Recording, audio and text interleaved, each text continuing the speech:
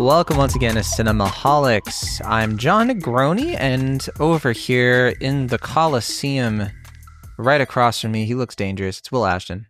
Hey, at what point do we call this a monthly podcast? I feel like it's not monthly. Come on now. We have Instant Takes Filmicap. That's true. But I mean, like us getting together in this auditorium of podcasting, this Coliseum of podcasting as you established, you know, I feel like we are doing this so infrequently now that we might as well just call it a monthly podcast with the occasional bonus episode. I don't want to manifest that as a monthly thing. I feel like I still have a dream of Cinemaholics. I do too.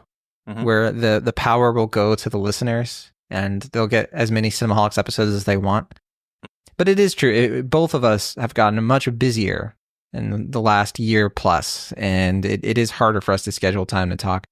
But, you know, when we do get this opportunity, I think that we should relish it. That's for sure. I mean, we both saw Gladiator II.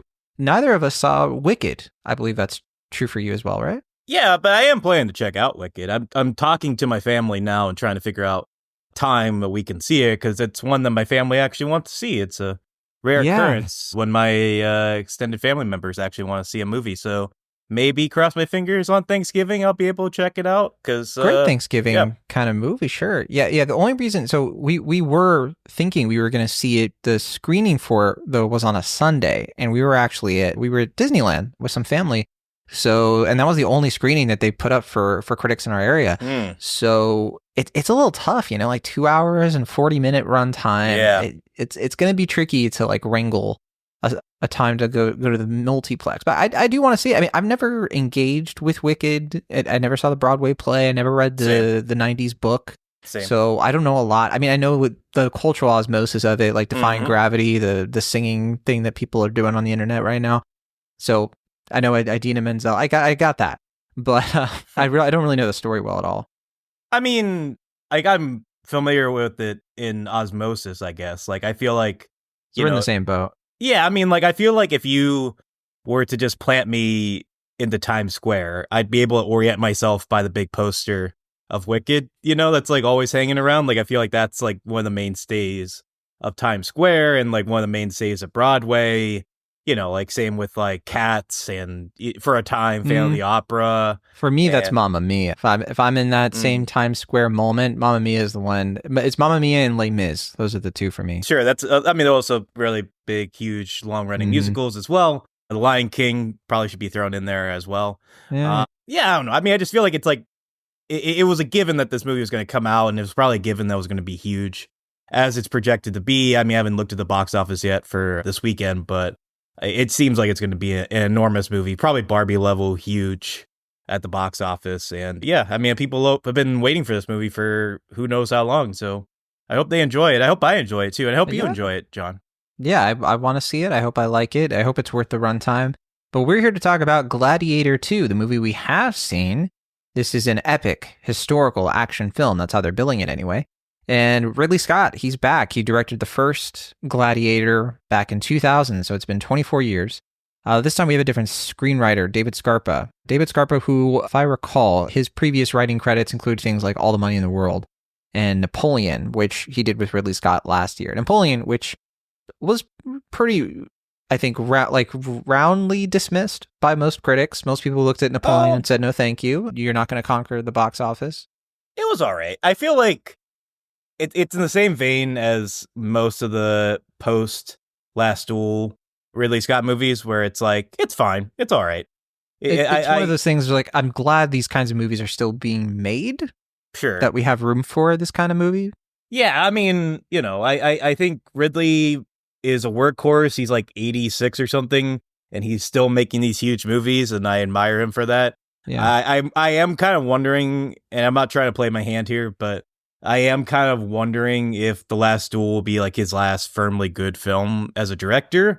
I hope not. I don't know how many more movies he has left though at this point, but yeah, I mean, I think he hasn't really been like slumping it, I feel like, but it has been like, yeah, everything I've seen from him after Last Duel has been like, yeah, it's fine. Yeah, sure. Yeah, it's not like, you know, I feel like with Ridley Scott, House of Gucci was the one where I was like, ooh, what a miss, right? But even All the Money in the World, like we said, like, it's not a bad movie or anything. In fact, I think All the Money in the World is actually pretty impressive for what Scott was able to pull off with that last minute shuffle there.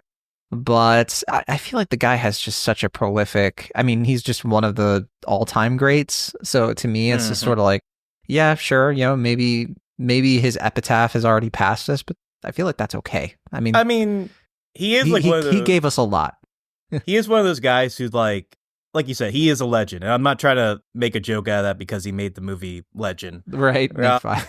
Which I've actually never seen, but I've heard it's kind of fun. Like I heard it's kind of weird, right? It's like, it's one of his, because he did it right after Blade Runner. So he was still in that phase of like, that's because that was when, he got Tim Curry to do that movie. Right.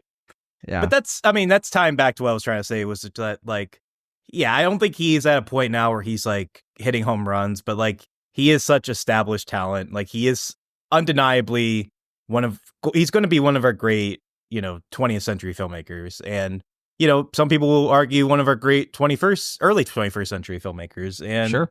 And that was established, for a lot of people with Gladiator, the first movie, which came out in like 2000.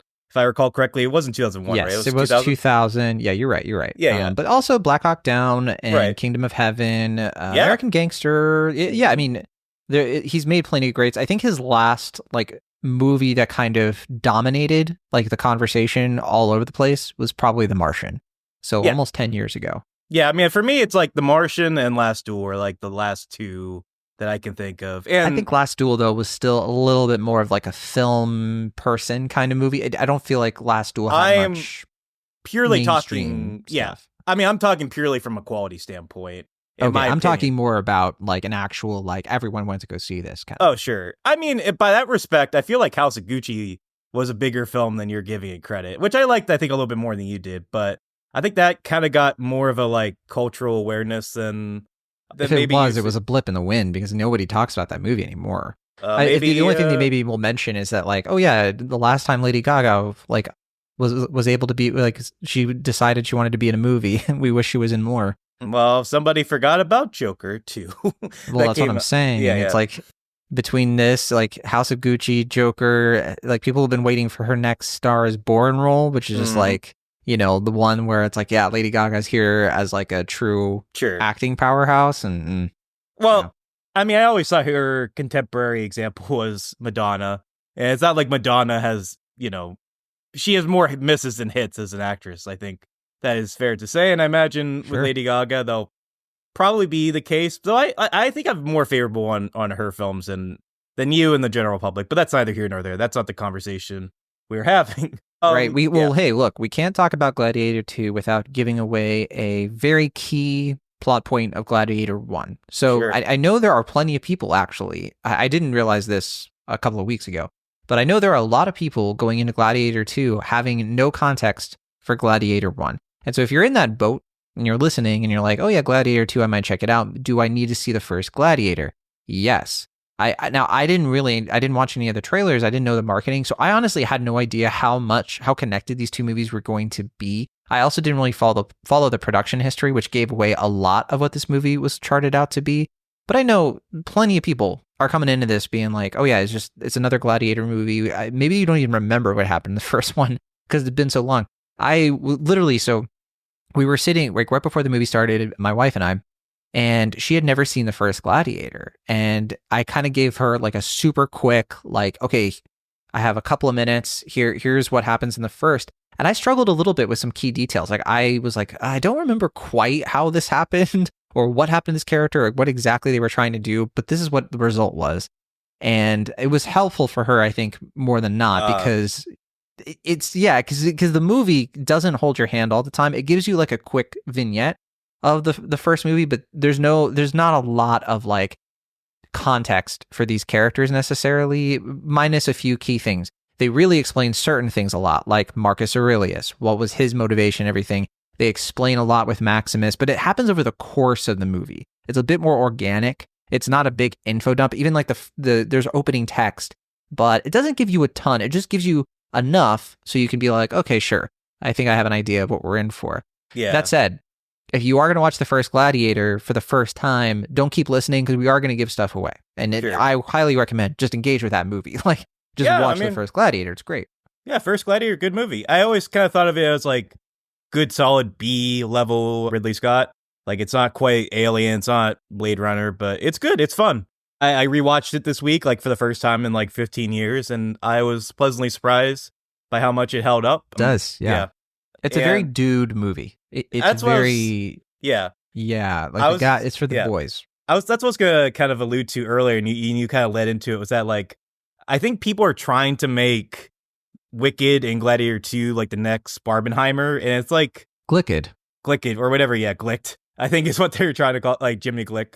But yeah, I don't know if it's quite that. Like I said, I haven't looked at the box office. I don't know if it has quite the same cultural impact because I feel like both these movies are less like movies that people are really excited about, and more movies people are like, yeah, sure. I mean, they've been talking about making these movies forever. I guess we're finally getting both of them. You know, I think more so I think both movies have been doing pretty well, especially Wicked. But Gladiator 2 is, it's been open in the UK for already a week as we're recording this, and it hasn't missed a beat. People have been eating it up.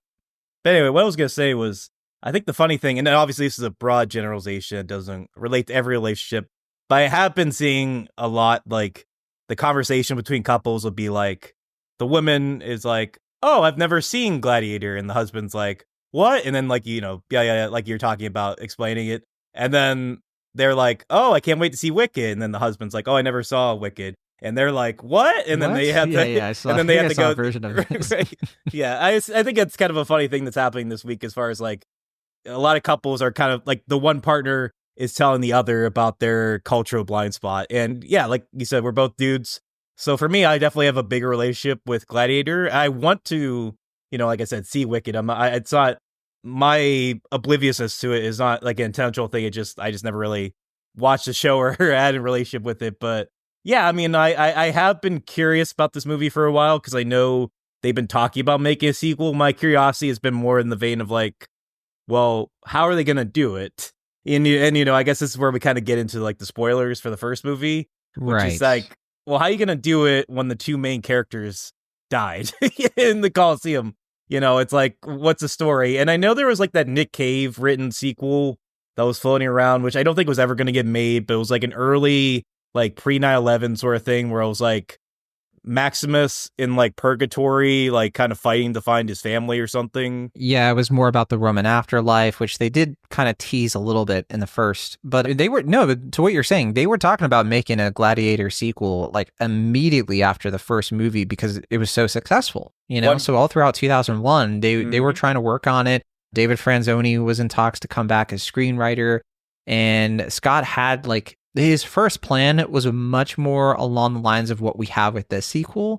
I hesitate on how much to talk about it because, again, I kind of just went into the movie sort of being like, I don't really know. I didn't even know, like, okay, is this going to even be like anywhere near the same timeline? Is it going to be before the first Gladiator? I just genuinely... Now, the movie immediately kind of gives you the frame of reference. It's like, all right, this is 16 years later. And there's kind of like a guessing game you can have if you're familiar with the first movie on, okay, what's going on here? Like, what are we actually doing? And if you were familiar with the first movie, most people are going to be like, oh, okay, I see what they're doing. They kind of delay the like confirmation of it, but it's one of those things, where I don't want to spoil it for people who want to have some fun. That's the thing that surprised me watching the movie was that like I thought, and this is one of those things where it's like I haven't really followed the marketing too much, but I thought it was. The trailer gives it away. Okay, I was going to say, I thought like the marketing was more upfront about who the main character is than the movie suggests. Like they treat it as a reveal, but it's like, well, if you watch the first movie, who's still alive? And then like kind of, go from there. But like the movie kind of treats it as a bigger reveal in a way that I was like, I thought that was kind of like the given. Like I was even telling my roommate who I saw the film with was like, that's the premise of the film. And I felt bad watching it because I was like, oh, I didn't realize that was kind of supposed to be like a mid-film surprise because I thought that was just the you'd premise. Be forgiven if you were familiar with the marketing. Again, yeah, because I watched the trailer while working on my review, and yeah, they give it away. They do make it seem like it's not some kind of mystery or whatever, but you can also hold it to the fact that the movie's about 2.5 hours long, so like in the grand scheme of the movie, it's not like we spend a ton of it relatively, kind of guessing what's up. But anyway, we don't have to talk about that too much. I think we can just kind of speak a little bit more broadly. I mean, to what you're saying, there aren't a lot of returning characters from the first movie. Connie Nielsen really is the only one. And nice to see her again. I'll say that. Yeah, I mean, been a minute. Jacobi's back. He doesn't really have a big role in this, but he was in the first one. That's true. Yeah. I genuinely kind of forgot. He was one of the Roman senators in the first one. But yeah, maybe if I rewatched the film like you did, I would have picked up on that. But yeah, no, and we have 3 heavy hitters though coming in on this. I guess maybe 4 if you count Joseph Quinn, but I wouldn't. Paul Mescal. Paul Mescal, who this is really his blockbuster debut. He hasn't really done a blockbuster yet. He has been cutting his teeth on art house films, A24 films like After Sun. He did that one with, what's his name? The guy who plays Moriarty in Sherlock. Talking about All of Us Strangers? All of Us Strangers, thank you. Yeah, great movie. I like that movie, yeah. The name of it. And I liked After Sun. Yeah, I was going to say, he is not a blockbuster star until this, but for us at the Harris Theater, he is absolutely a blockbuster star because he's the reason why All of Us Strangers and After Sun did so well for us. He is a draw for us. So I was not surprised in the general scheme of oh, they're going to try to do the early 2000s thing of pushing him into the spotlight because clearly he has an audience. He was the co-lead in Normal People, right? He was, yes. Yeah. So Normal People, and just to get this out of way, he is the bisexual male crush. He just is. I know so many straight men who would be all right, look, if I'm going to go for it, it's with Paul. I have a picture of Paul right here on my dresser here. It's a framed photo of him from After Sun. Just saying. But yeah, he is just kind of I think Indie Darling pretty much covers it. I think there's just something about him that's very magnetic. Normal People was his breakout role. I think it was one of his first, because he did theater before he showed up in Normal People, which was a miniseries, one and done, based on the Sally Rooney book, which I devoured, the show and the book. And that kind of launched both him and what's her name, Daisy Medgar Jones, from Twisters and Daisy Edgar Jones. Yes, but her best would be Fresh. Medgar. Yeah, I don't know what I was doing there. I was kind of, a lot of names were floating around. But yeah, but he's done a few things since, right? So some stuff that wasn't quite as successful, he had kind of a smaller role in The Lost Daughter, which I feel like Olivia Colman, but people kind of slept on that one. But he was in God's Creatures. He was also in Carmen and Foe. And this movie, though, Gladiator II, this is the big one. This is the one that's sort of his audition of can he bring in a blockbuster audience? He obviously has 2 other heavy hitters along with him. But I think the answer is a yes, easily. I think this movie is going to get a lot of phone calls coming his way because yes, the box office is successful. And I think even we'll talk about the broader, how the reviews are coming in when we do the Rotten Tomatoes game. But I do think that a lot of people are giving this movie a pass when they otherwise wouldn't because of him. And the main reason is because he acts alongside 2 actors here, Denzel Washington and Pedro Pascal. With him and Denzel Washington, electric, magnetic, it works.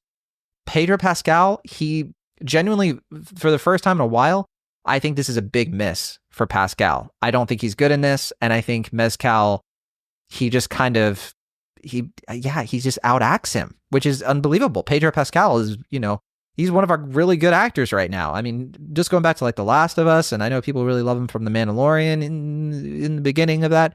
But anyway, I'm kind of jumping ahead a little bit, but do you agree, Will? Am I overhyping Paul? Yeah. I think you are, because I think for me, I agree with your sentiment in the sense of to me this is a gentleman's 6. I think it's a kind of sloppy movie. I don't really think it works narratively. I'm a 6.5, so I'm not far away from you. Yeah, I mean, I'm kind of being a little charitable on it because I think it drags a bit. I don't think it really balances the 2 or 3 central stories that well. No. It makes me appreciate the simplicity, even though this movie is 10 minutes shorter than the original. The original feels so much cleaner and more simple of a film compared to the film we have here because, yeah, I mean, ostensibly, Paul Mescal is the main character, but we keep kind of focusing in on Pedro Pascal. And as I'm watching the movie, I'm kind of forgetting that he's in it a lot. I'm just kind of he disappears for big chunks, but then the movie will dwell on him, and not to the movie's credit. And I think that all of his stuff is easily the weakest stuff. I agree with you in that respect. And it made me wonder, like, have we just been putting too much cultural cachet on him? Because, like, I haven't watched The Last of Us. I haven't watched The Mandalorian. The only real pull I had for I think he was also in Narcos, right? I haven't watched Narcos, but Narcos, which was, after Game of Thrones, that was like his next big, that was a big deal for him. But I mean, this is basically, like his kind of audition for the big screen in a sense. Like I said, he had Strange Way of Life before, like that was a short film Pedro Almodovar did last year, which I thought was all right. He was the villain in Wonder Woman 1984, but that movie kind of he gets a mulligan for that one because that wasn't really, Yeah, but he's kind of fun in that. Like it's like it's a goofy performance, but I kind of like they leaned into that. In this movie, he's just sort of nothing. Like he's just very disposable. Like the movie kept hyping him up as a villain, and I'm like, I guess, like sure. I mean, if you say so. Like I really didn't feel any tension with him. I didn't really feel like the dramatic pull from him as an actor in this movie. Yeah, and I know he has Fantastic Four coming up, and maybe that'll be a good redemption movie-wise for him. But, like, I'm not really seeing it at this point. I think he was miscast. I don't think this was the right role for him. I don't think this movie really leans into his strengths, because the thing with him is, like, even when he's a villain, he tends to be very sympathetic, and this movie tries to lean into, like, him being sympathetic in a way it's overwritten. So my main thing with this movie, I actually think, like, the first half of it is very solid. Like, it's good setup, and I'm like, all right, this is going in the right direction. But then that second half is so crucial based on what the first half is up to, and the second half just really falls apart. Ooh, and interesting. That's where I stand with it. Are you the opposite though? Oh yeah, I'm the opposite. I can't stand the second half of this movie. I think it's just it's mind numbing to me. Interesting. Yeah, I was not really with it for the first half, and in the second half redeemed it for me. And that was really just because of Denzel Washington, I think. Like, I think he is the reason why I gave this movie a Gentleman 6. Like, he is so crucial to saving this movie. It is unbelievable to me. With you there in terms of, like, the second half. The only reason I'm a 6.5, the second half doesn't, like, totally just, like, drive me crazy is because of him. That's the reason why, because I think the second half kind of, it feels like Ridley Scott remembers, like, oh yeah, I'm not going to make another movie on par with Gladiator. Let's get silly with it. Like, let's get weird.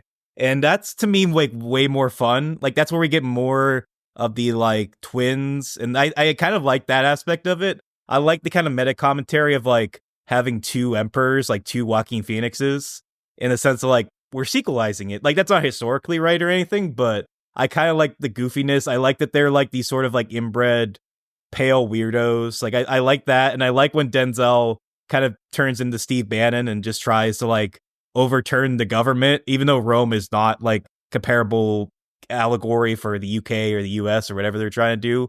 For this, I do think that stuff is way more fun than what we were getting in the first half, which is just kind of like reheated Gladiator, where it's just kind of just doing the first movie, but messier and worse, I feel like.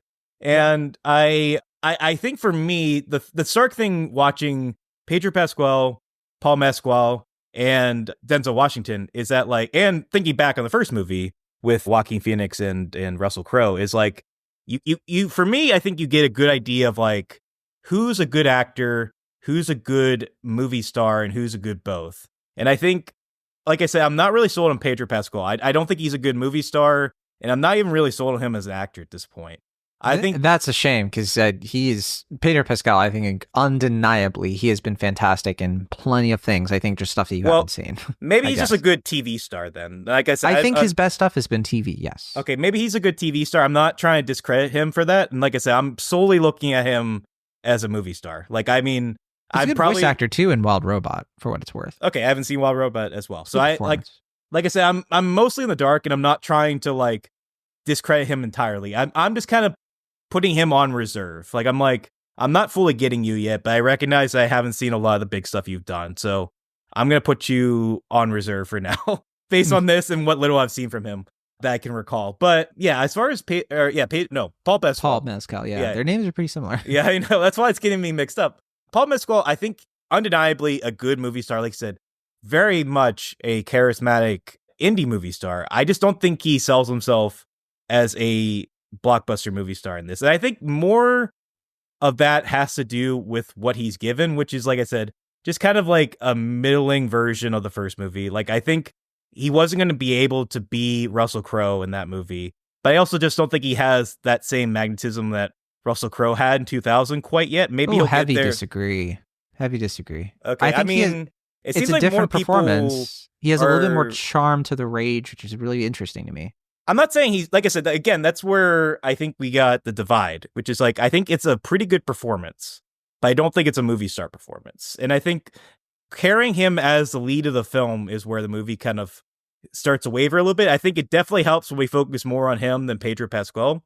But when we get to Denzel Washington and Paul Mescal, I think the movie definitely kind of finds its balance, because Denzel is coming in hot and he is doing the Denzel thing. And, you know, he's kind of bringing that magnetism that he brought with Tony Scott's films, like Unstoppable and Man on Fire. And I think this is the first time that Ridley Scott and Denzel have worked together. Maybe I'm forgetting something, but I know like he was like a mainstay for, you know, his late brother, Tony.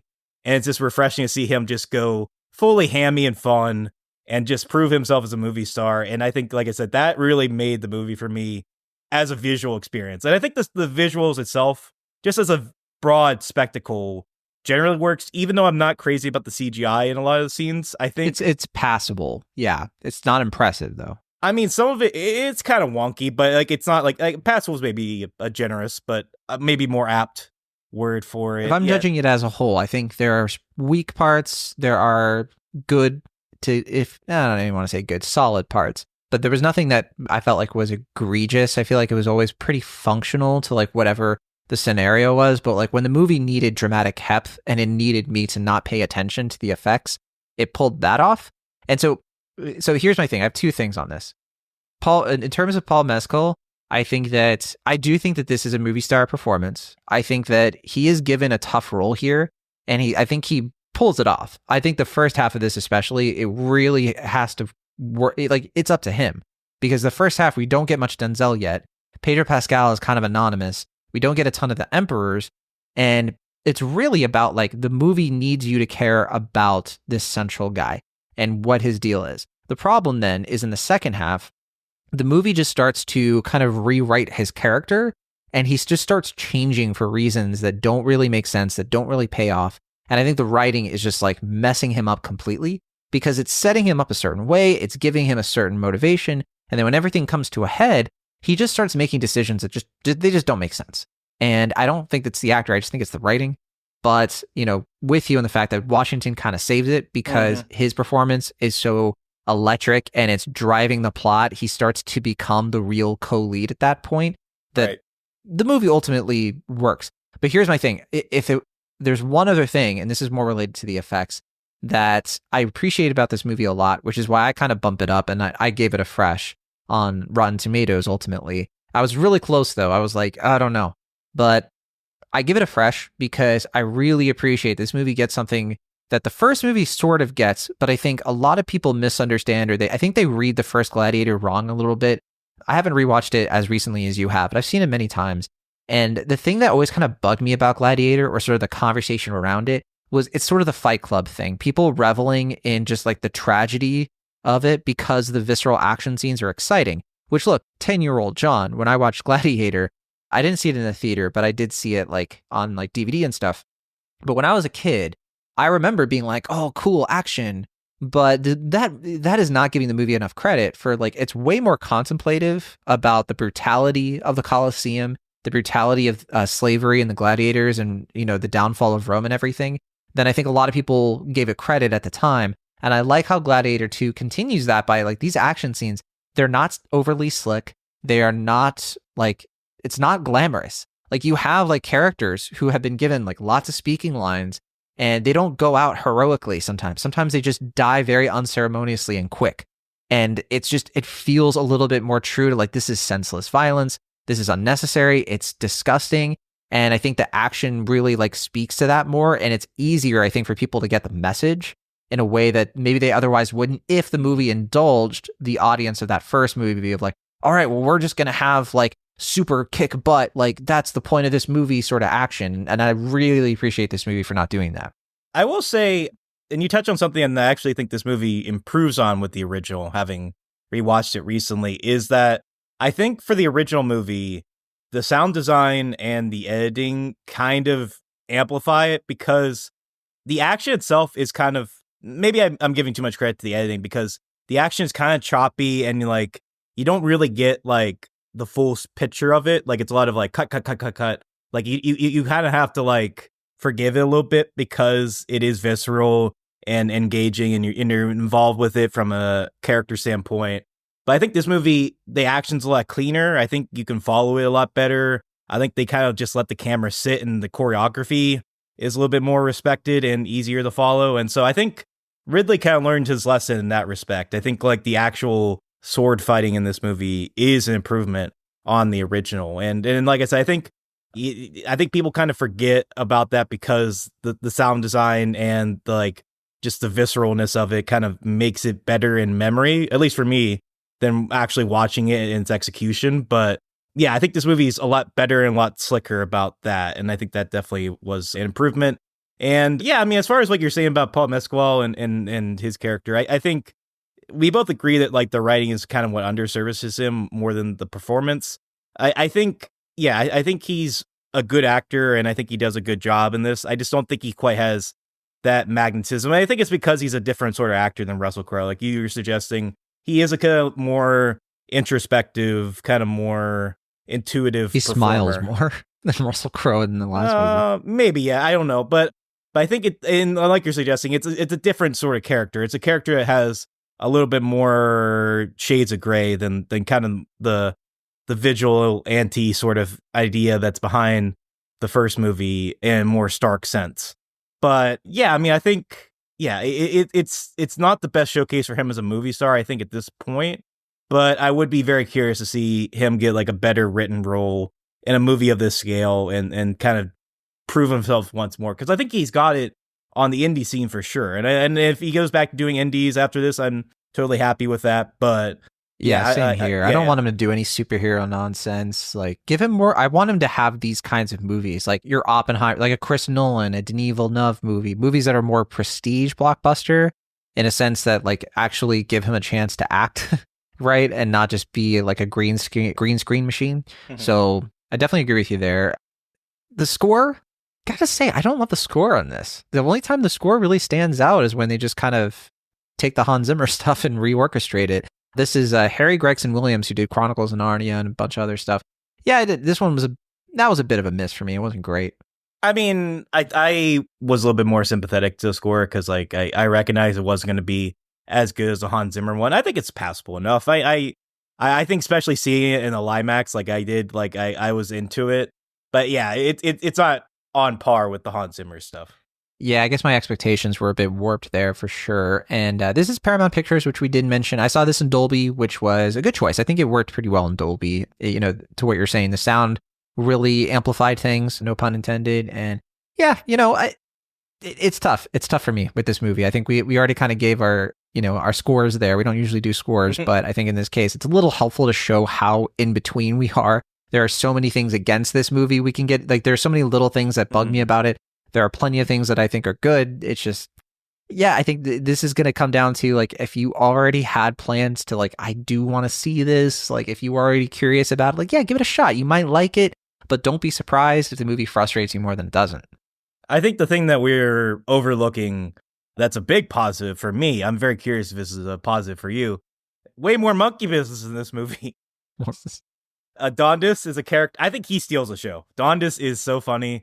And I really wish, I was telling you afterwards, I really wish they played more with Dondas in the final showdown, but maybe they're saving that for Gladiator 3. The third movie, where we get kind of like a Planet of the Apes level look at the Roman Empire. There you go. All the historians that were throwing a hissy fit for the first two movies are just going to die on the spot. And when that happens, I think Ridley's going to go for it. Yeah, I mean, I think this movie, like I said, I think he recognizes that it's not going to quite be on the thematic level of the first movie. I think he tries to some extent, but I also think he's a lot more tongue-in-cheek with it. And I think that's also kind of what makes this movie a little bit more redeemable for me, is that, like, I think Ridley's kind of just letting himself have more fun this time around and kind of letting himself indulge in the goofier aspects that seem to be kind of a little bit more prevalent, I think, in this later stage of his career. We mentioned House of Gucci. I think to some extent Alien Covenant kind of dives into the silliness a little bit more. I think Napoleon definitely shows the sillier side to Ridley Scott that I think people maybe were a little put off by, but I think that's kind of the stuff that saved it for me in that respect. And so, yeah, I don't know. I'm all for silly Ridley Scott. I don't know if that's what's going to happen with his Bee Gees movie that he's doing next, or one of the movies he's proposing next, but we'll see. We will see. And Gladiator 3 that actually is in the early stages of development. Looks like that. And especially after the box office success overall of this one so far, it's looking like it's going to happen.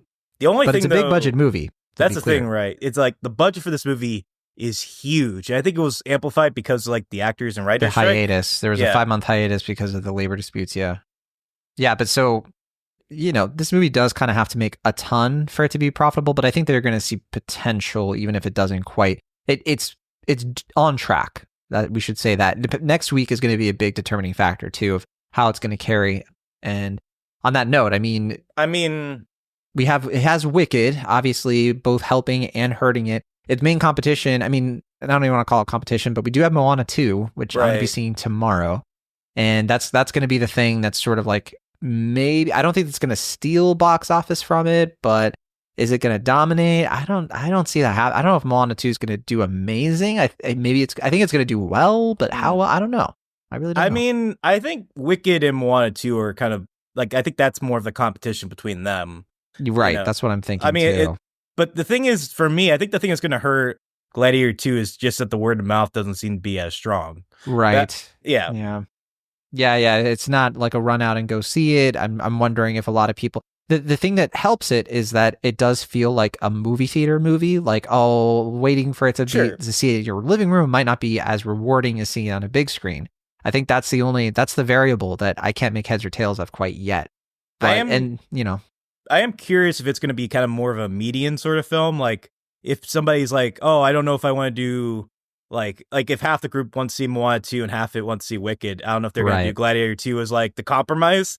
Well, it works better with Wicked because the run times are more similar. Moana 2, you're going to be waiting in the lobby for a while after. Maybe, but fair point. But let's play the Rotten Tomatoes game and let's see, because also the critic scores and the audience scores are probably going to play some factor at least. Do you don't know any of these going in, do you? No, actually, I haven't really kept up with I've heard some of the stuff for Wicked, but not for Gladiator 2. Yeah, well, we'll hold off on that for sure. But okay, let's play the Rotten Tomatoes game. Will Ashton, you are going to guess the current critic score on the tomato meter for Gladiator 2. We have 285 reviews counted. I already gave away that one of those is mine, and I gave it a fresh. But Will, what say you? What do you think? You're going to give a number, but thumbs up, thumbs down, thumbs sideways? I mean, I think this is a classic example of like, I think the score is going to be higher than what critics are on the film, in the sense of like, I think a lot of people that I've talked to are kind of in a similar camp to us, in the sense of like, they're giving it like a 3 out of 5, but they're not like enthused. It's more like, it passes. It's like, it kind of, right. It's like one of those things where it's like, it coasts by more than it like becomes a huge success. But I think if 3/4 of critics are doing that, then it's going to be like an 82%, just because like more people are positive than negative on it. So I'm going to say 82%. Well, you are 10 off, and I won't even give you a chance because I'm sure you'll be like, 72, which yes, 72. I would not expect you to say 92. Right. But yeah, 72%. So even lower than you're thinking. But I think that's just high enough. Like it's got the certified fresh. And it's been, like, I've been looking at it, it's been hovering between 71 and 73 this whole weekend. I think that's about where it's going to stay. Or this whole week, I should say, because of the UK critics. So, and I think you're right. I think it's a lot of 3s out of 5s, more so than 4 out of 5s. And yeah, that's kind of where we're probably going to stay at. And I think that's going to be enough for the marketing to lean in and be like, oh yeah, critics like this, even if that's a little misleading. Critics call it dazzling and ellipses and achievement. An achievement, yes. Let's go to the popcorn meter. This is the audience score. We have 2,500 plus verified ratings. What do you think about this one, Will? That's the interesting one. I think audiences are probably going to be a little bit more favorable on it, just because, like you say, it's a solid theatrical experience. I think the Denzel factor is going to, especially because it's mostly at the end that Denzel gets to be Denzel. I think audiences are generally going to be more into it. It seemed like my audience was pretty into it once Denzel got to do his thing. Like before it, like I said, it seemed like they were kind of like whatever. Nodding off maybe. I don't know. It just seemed like once Denzel got to do his like funny shtick, that's when like the audience was like getting into it. And overall, we're quite receptive to it. So I'm going to say that audiences are 85% on the film. Very close. Only one off. Well done. 84%. So pretty close there. And it sounds like the critic score helped you orient that a little bit based on where that went. And in fact, I'm looking at the critics' consensus, and it's pretty along the lines of what you literally said. It says, echoing its predecessor while upping the blood sport and camp, Gladiator II is an action extravaganza that derives much of its strength and honor from Denzel Washington's scene-stealing performance. I just hope Hollywood doesn't keep getting out of these performances that it has to be like wacky for the sake of being wacky. There's an art to the wackiness. Like it's similar to I think some other roles we've seen, but we don't have to go off down a tangent. I mean, that's the fascinating thing for me about the wackiness in Ridley Scott, because I think it's kind of an extension of like The Martian, because like The Martian is like not a comedy, but like people were kind of taken aback by like, oh, this movie has funny stuff, to the point where like the Golden Globes nominated for Best Comedy. And I'm kind of wondering if Ridley Scott, his like takeaway for like the last decade has just been like, oh, so people want me to be funny? Like, is that what prevents me from getting another Robin Hood or Body of Lies fiasco? I wouldn't even say that. I think that whenever you're making anything, and I talk about this a lot with like books, like you want an emotional reaction from people. And humor is a cheat code to, like, if you want the overall emotional reaction to be like catharsis and like, wow, that was such a moving film, humor is just such a great conduit to that, of like using humor to break up the tragedy. And like, if you can make them laugh, then you can make them cry. Like, I think that is just a strategy that I agree. I think Scott has kind of picked up on more and more over these last few films, of being like, it helps, because I feel like when he was being increasingly dour, it was throwing people. I guess, yeah. I mean, it just seems like his visual style is still kind of muted, and like it's not like he's like going wacky with like, like Dutch angles or anything. Like he's not changing up his formula from a visual standpoint that much. But it does seem like even very serious films like The Last Duel have some very openly like wacky, goofy stuff in it. A lot of dark humor in Last Duel. Sure. Right? Especially if you're paying attention really closely to, yeah. So that's just a kind of fascinating thing for Ridley at this point in his career. I agree. Yeah. Okay. Cinema score. Will Ashton, from A+ to F. Where do you think folks in Vegas netted out on this one? Well, if it seems like the critics are like B- generally on it, and the audience score for Gladiator 2 seems to be a little bit higher, I'm going to go with a solid B on this for cinema score. Well done. You're getting better and better. Yeah, you were a bit off in the first, and then you were really close with audience, and now you're spot on with cinema score. Very great. But okay, we'll finish this out here with the Letterboxd rating. 0 to 5. Will Ashton, what do you think? Oh, we have 307,000 watches on Letterboxd. This is a pretty good sample. Yeah.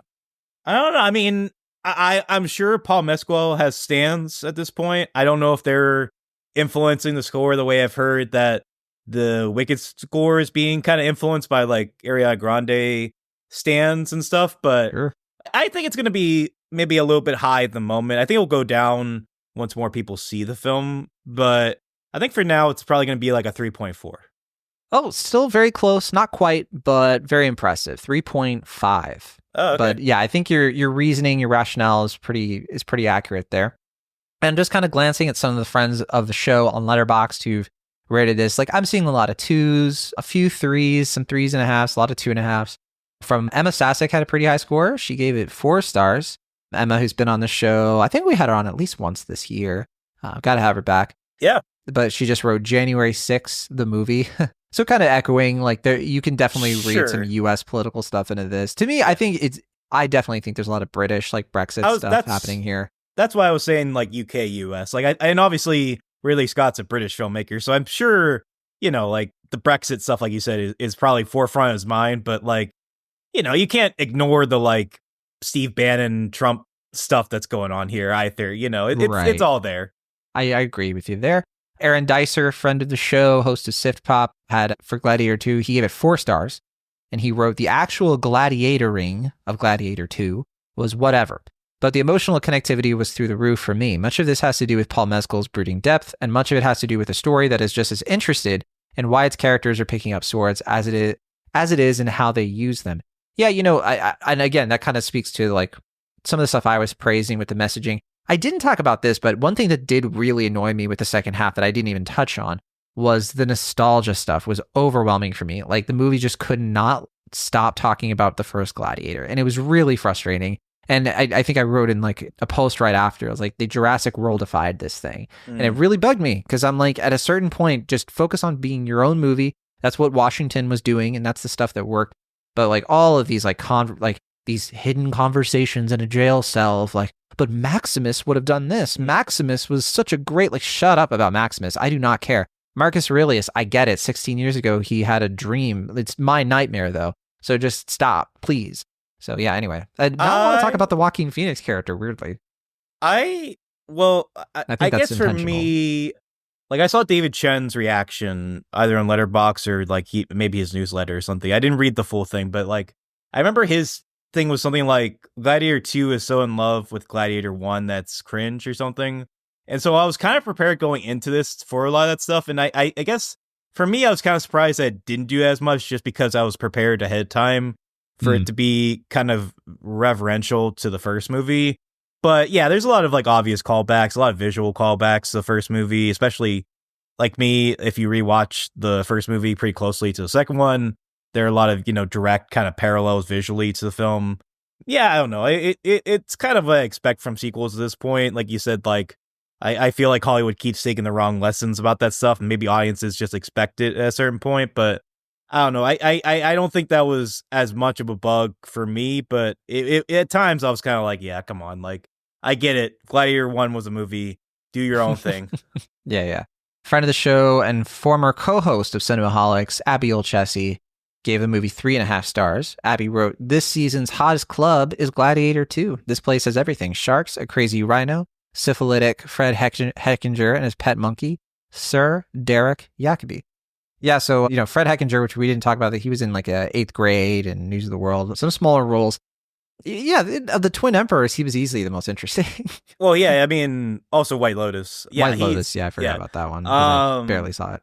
Okay, that's the main thing I know him from, because like I saw him in the trailer and was just like, oh, I bet Ridley Scott watched White Lotus. It's just like, oh, he's a little weirdo. Yeah, he'll fit. Yeah. He's a freak. Right, yeah. We could use freaks. Yeah, I think the Twins Emperor stuff was fun. I don't think Joseph Quinn gets as many chances to make an impression comparatively, but agreed. But yeah, I thought all that stuff was enjoyable, and I liked the movie kind of acknowledged that like the Roman Empire was just going to get weirder and more inbred and crazier from that point forward. And so yeah, I thought that was an inspired choice on Ridley's part. Friend of the show, Kimber Myers, gave it 3 stars, and also in her Letterboxd, she linked to her Crooked Marquee review. And she wrote, "The opening credits of Gladiators who replay the events of the 2000 original, which is helpful for those of us who might need a refresher on anything beyond Russell Crowe's Maximus saying, 'Are you not entertained?' Animated in a style similar to the logo for director Ridley Scott's production company, Scott Free. The intro rehashes that movie's plot, though the details of its story were never its selling point anyway. Gladiator made it acceptable in the eyes of a particular type of dude to cry at its story of a general turned slave turned gladiator filled with big emotions and even bigger battle scenes. Its sequel is less likely to earn tears from its audience or Oscars from the Academy, but Gladiator 2 does boast 2 assets as its predecessor lacked: Denzel Washington and a real sense of fun." So yeah, it sounds like Kimber is not too far away from you, Will, particularly on the Washington stuff and the fun factor of it all. I mean, this movie, it doesn't have like a lot of those like big moments, like "Are you not entertained?" But also, I mean, the main scene that I explained to my wife ahead of time, I was like, okay, so there's this awesome battle scene, and it's mimicking the Battle of Carthage, and Maximus is wearing this mask, and then he gives this speech, and he says who he is and reveals himself, and like I'm getting goosebumps just talking about it, and like that's my favorite scene from the first Gladiator because it rules, completely and thoroughly. And but this movie, it doesn't really have any of that. It doesn't even seem to really be trying for that. It's just kind of doing its own thing in that respect, which that's fine. I mean, you brought up the mask from the first one, and that reminds me that, like, the most depressing thing about getting a Gladiator sequel now is that, like, I feel like the one person who would want the Gladiator sequel the most is MF Doom, and the fact that he's dead is just kind of a bummer. I watch this movie, I'm like, man, if this came out a couple years ago, MF Doom would have probably been thriving, but oh well. Well, that'll do it, though, for this week's episode of Cinemaholics. Thanks so much for listening. I'm not sure what we're going to cover next on the show. I know I'm going to be seeing Moana 2, but we have plenty of Oscar films. I know, Will, you saw Heretic recently. I'm planning to see that at some point. I thought you said you watched Heretic last night. No, that was Mike Overhost. I misread. Co-host of Mad Men. My fault. So you have not seen Heretic. Maybe Mike and I will talk about it without you. No, just kidding. I did see something recently, I feel like. Oh, I saw Here. Nora? I know, I saw Nora. I saw Here, which I don't think you saw Here. I'm seeing A Real Pain tomorrow, I think. I know you saw that one. Yes.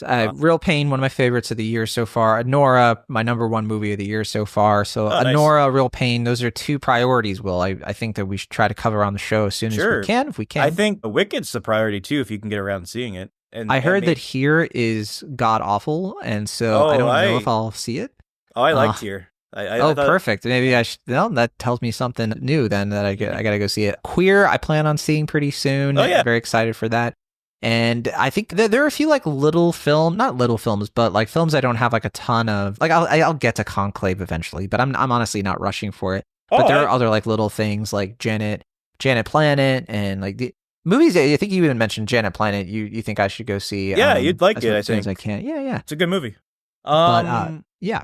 I've heard a lot about Conclave. Like, it's kind of actually getting a bigger, warmer response than I expected. Like, I thought it was going to be kind of Oscar baity, but people are like, no, it's actually kind of goofy and fun. Yeah, I'm hearing the same, and I'm kind of with you where it's like I will see it because I was going to write it off for that reason of like I don't know if I need to see it, but no, I'm not. I think it's it's looking like it's worth its salt. I was trying to think of a Catholic pun, but I missed it.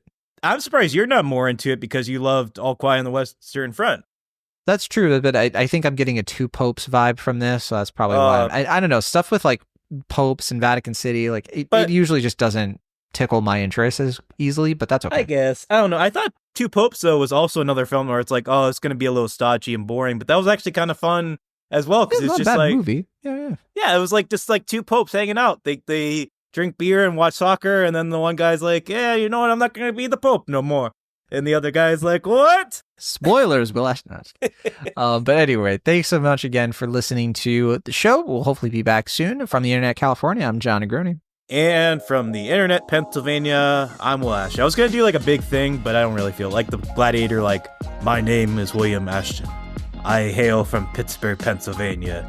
Host to San Francisco podcast. Yeah, that whole thing. But yeah, I don't feel like it. So bye. See you next time.